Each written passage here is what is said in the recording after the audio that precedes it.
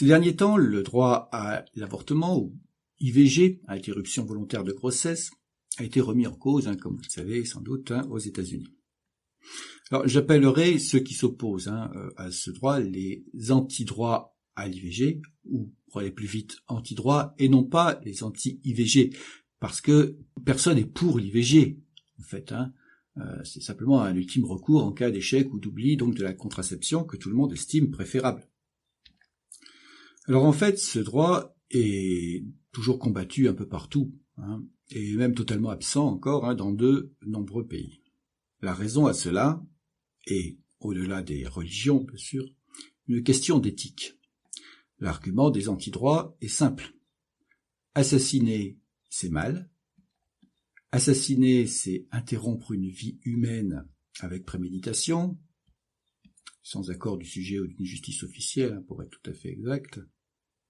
Or, le fœtus est un être humain, donc l'IVG est un assassinat, le crime par excellence. Et vous voyez donc où se situe habituellement le débat. Le fœtus est-il un être humain? Les antidroits vont soutenir que oui, les pros que non. Ce qui nous amène à la question, qu'est-ce qu'un être humain? À partir de quand peut-on considérer qu'on a un être humain? Et là, il y a deux extrémités. Ceux qui considèrent que c'est dès la fécondation, ce qui interdit tout avortement, et ceux qui considèrent que c'est à la naissance, ce qui l'autorise du coup dans tous les cas.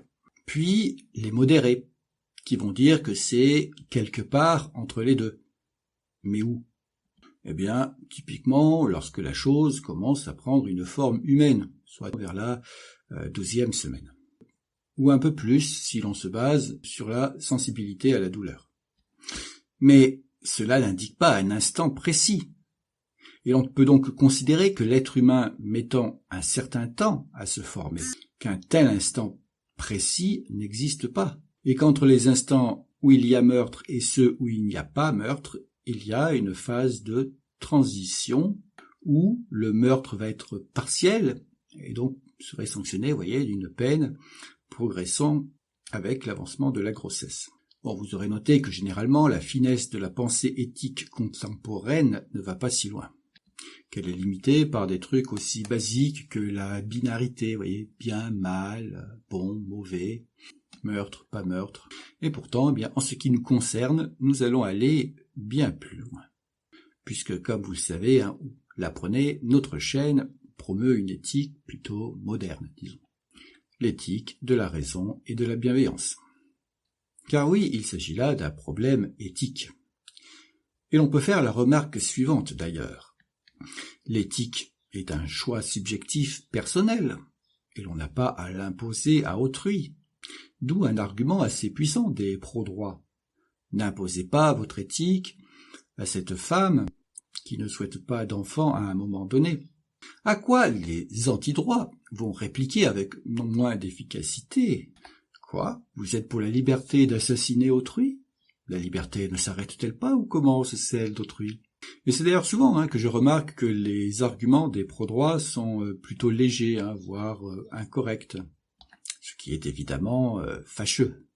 Et nécessité donc mon intervention dans la présente vidéo qui va permettre à tous les tenants de la liberté de disposer d'un armement plus efficace. On l'entend par exemple que le fœtus ne serait pas sensible. Or il semble qu'il le soit dès la 13e semaine. Qu'il n'est pas autonome, mais l'enfant l'est-il? Va-t-on avoir le droit d'assassiner un tétraplégique? Voire qu'il ne serait pas vivant? C'est un petit peu faux quand même ça. Ou encore, pas humain. Sauf que ce ne sont là que des mots dont les définitions sont élastiques, conventionnelles. Et dans ce débat, les protagonistes d'ailleurs ne manquent pas de jouer sur les mots. C'est ainsi que les antidroits vont parler de bébé, d'enfant à naître, là où les autres vont au contraire bien distinguer entre le bébé, le fœtus, l'embryon, la cellule œuf. Et si les pro-droits vont restreindre la définition de l'être humain, les anti vont au contraire l'élargir. Et vu que le mot humain désigne ce qui est en rapport avec notre espèce, il est parfaitement naturel de qualifier d'humain, donc un embryon. bien que clairement ça ne ressemble pas vraiment à un être humain. Alors ils vont dire des fois aussi que l'embryon est un être humain potentiel, une personne en devenir, ce qui pourrait laisser entendre qu'il s'agit bel et bien d'un être humain, d'une personne, sauf que non, pas encore. La faute logique ici consiste à effacer le facteur temps. Or, ce qui nous importe ici, pour savoir s'il y a meurtre ou pas, est ce qu'est la chose au moment où l'on interrompt son développement. Qu'elle soit destinée à devenir une girafe, un être humain ou un plant de tomate n'est pas pertinent ici. Ni l'être humain, ni la girafe, ni le plant de tomate n'existent à ce moment-là. Le fait que la cellule œuf, ainsi que les suivantes résultant de ces divisions successives, renferment le code génétique d'un être humain potentiel ne fait pas de la chose un être humain. C'est un peu comme si l'on confondait des plans d'une maison avec la maison elle-même. Et si l'on voit par là, ce plan existe déjà avant la fécondation. Il est juste réparti entre les deux gamètes qui vont fusionner. Faute de logique que l'on retrouve aussi chez ceux qui essaient de nous faire regretter Beethoven dans le cas où sa mère aurait mis un terme à sa grossesse. Tout d'abord, Beethoven n'est pas réductible à ses gènes, il se fait qu'il avait surtout des parents musiciens.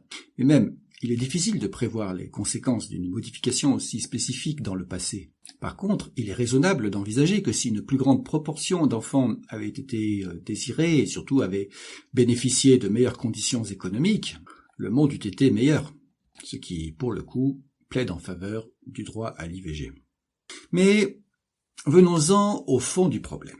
Un problème des éthiques un peu grossières qui malheureusement prédominent est qu'elles fonctionnent par interdiction ou obligation de comportements spécifiques. Il y aurait donc des actions qui seraient licites ou illicites, bonnes ou mauvaises. Parce que c'est simple, facile à définir. Et c'est ainsi que l'on retrouve dans les textes religieux « tu ne tueras point ». Principe dont on comprend bien l'origine humaine, car cet acte est généralement nuisible et répugnant. Mais appliquer à la lettre ce principe conduirait à ne pas admettre la légitime défense, l'euthanasie, ces exceptions suggérant qu'il existe une éthique plus universelle, dont ce principe n'est qu'une émanation approximative. Et un autre problème est la pensée religieuse, qui cherche la vérité dans un message supposément extérieur à l'homme, et généralement de fait dans des textes qu'il faudrait donc lire avec attention, d'où l'étymologie probable d'ailleurs du mot religion, qui vient du verbe relire en latin. Ainsi, les écrits religieux, voyez, puisque c'est en soi la vérité absolue, vont être pris au pied de la lettre, sans les exceptions donc que nous avons évoquées plus haut. Mais que pourrait donc être ce principe éthique plus universel, auquel donc il serait plus judicieux de se référer? Eh bien, l'aspiration humaine la plus universelle est celle de l'évitement de la souffrance, pour soi-même bien sûr, mais aussi pour autrui à travers donc la compassion.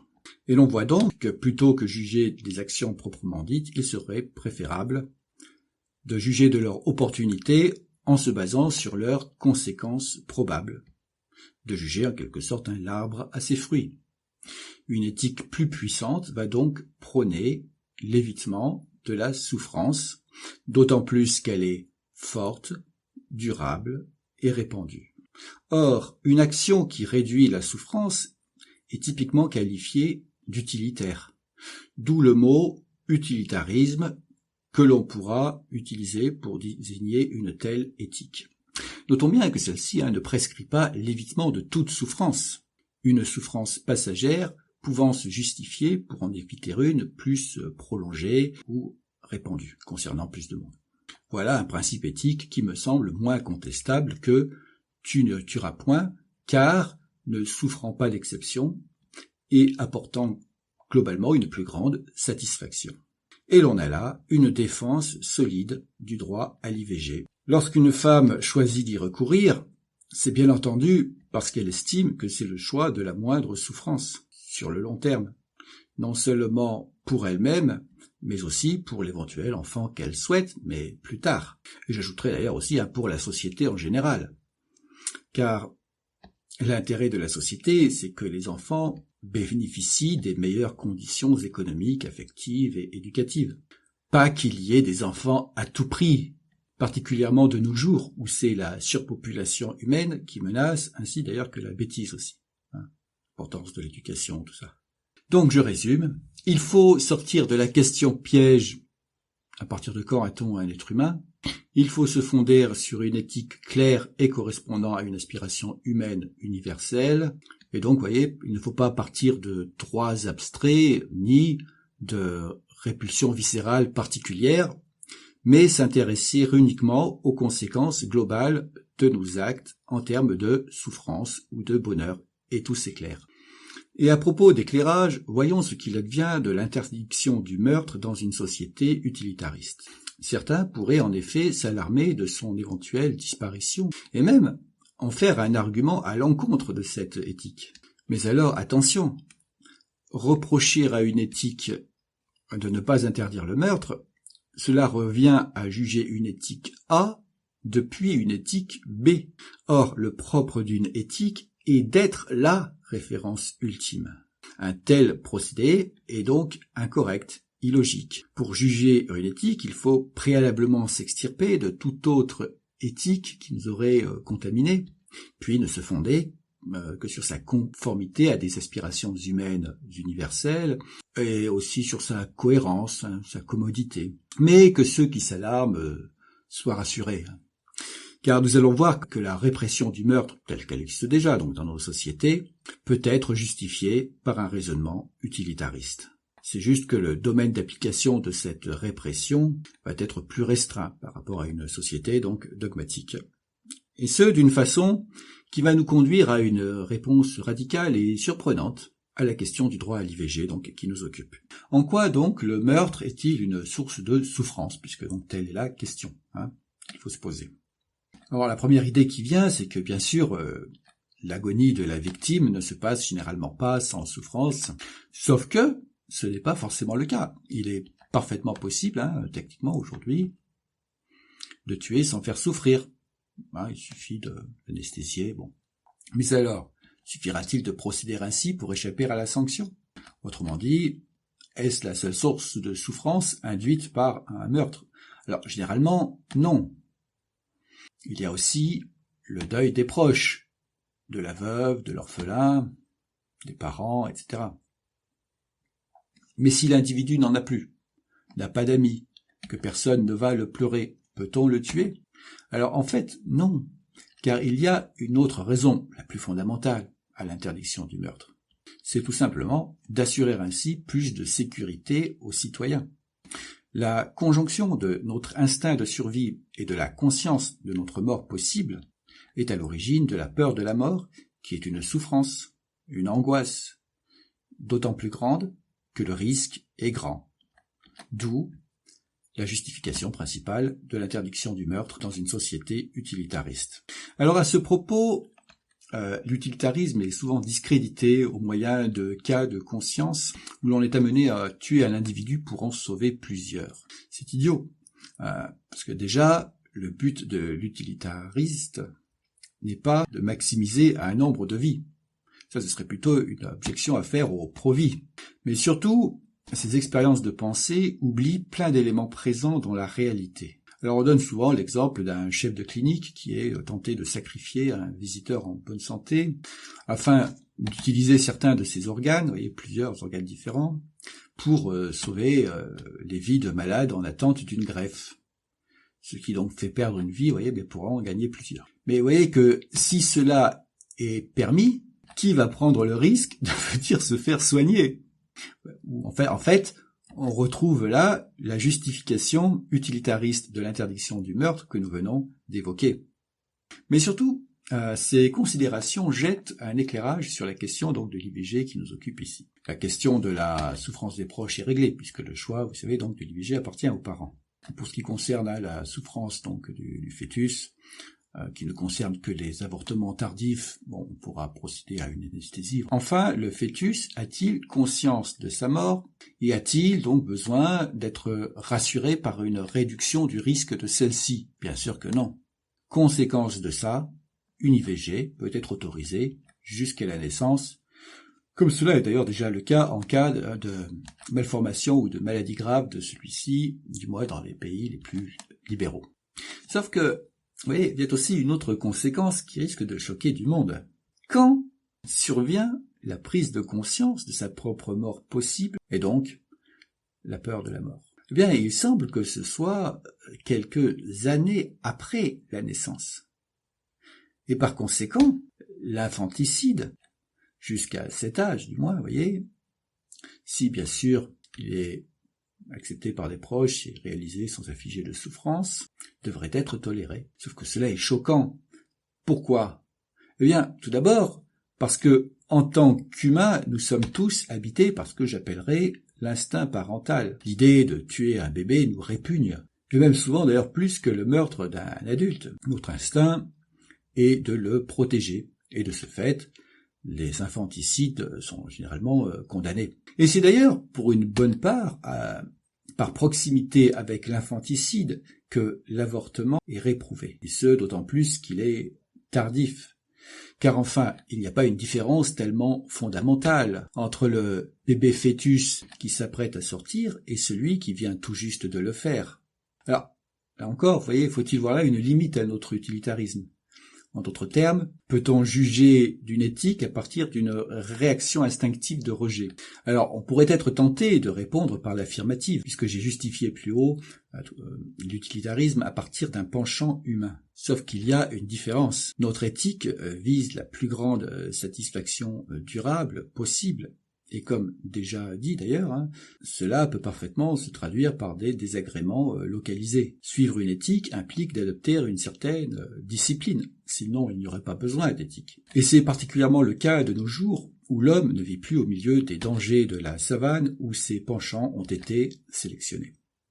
Donc oui, on peut être amené à faire des choses qui nous répugnent par ailleurs, si c'est pour un bénéfice plus grand. Cela dit, on pourra en revenir donc au cas qui nous occupe, le désagrément de l'infanticide devrait être plutôt rare. Déjà, de nos jours, le droit à l'IVG et bien sûr la contraception limitent considérablement cette fâcheuse situation. Ensuite, l'accouchement induit un attachement plus fort de la part de la mère, donc ça limite le risque.